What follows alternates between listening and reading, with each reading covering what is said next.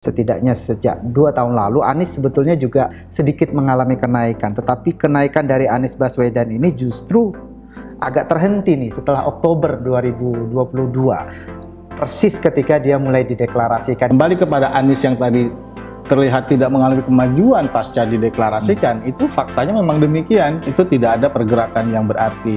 Jadi kalaupun di lapangan misalnya ada sosialisasi yang dilakukan oleh Anies Baswedan bersama dengan partai-partai politiknya, mungkin yang mendapat insentif sementara ini adalah partai politiknya. Tapi calonnya sendiri itu terlihat belum mengalami kemajuan walaupun deklarasikan.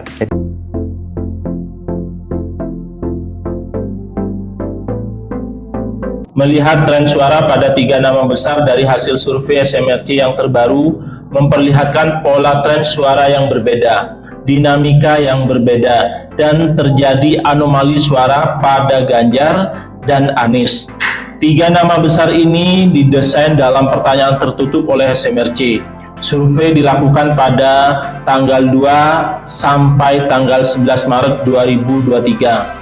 Pertanyaan tertutup ini dilakukan dengan menyebutkan seandainya hanya 3 nama yang maju sebagai calon presiden, kira-kira siapa yang akan dipilih. Jadi hanya 3 nama yang disodorkan kepada responden. Itu yang dimaksud pertanyaan tertutup. Ganjar Pranowo memiliki tren suara positif naik, Prabowo memiliki tren suara negatif turun, sementara tren suara Anies stagnan.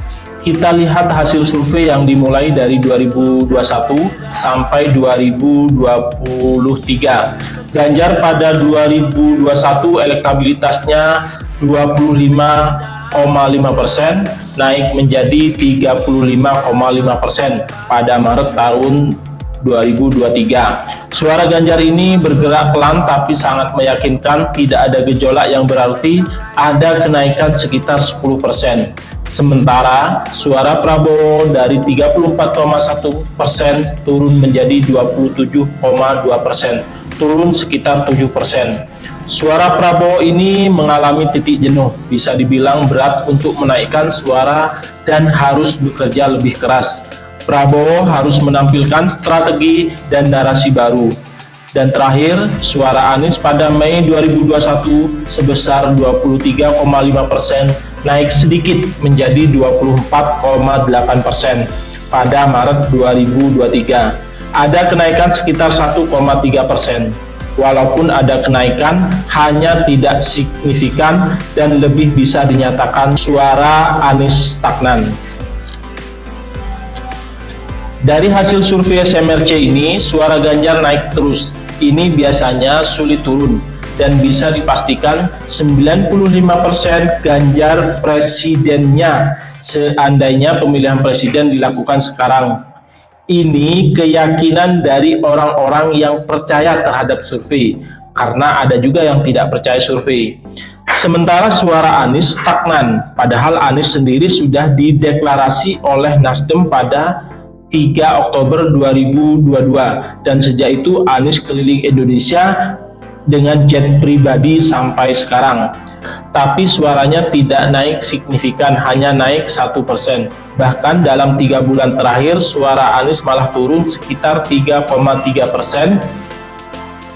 Pada Desember 2022 suaranya 28,1%, turun menjadi 24,8% tahun ini. Tapal Kuda TV melihat bahwa telah terjadi anomali atau ketidaknormalan pada suara Ganjar dan Anies. Kita lihat dulu ketidaknormalan pada suara Anies.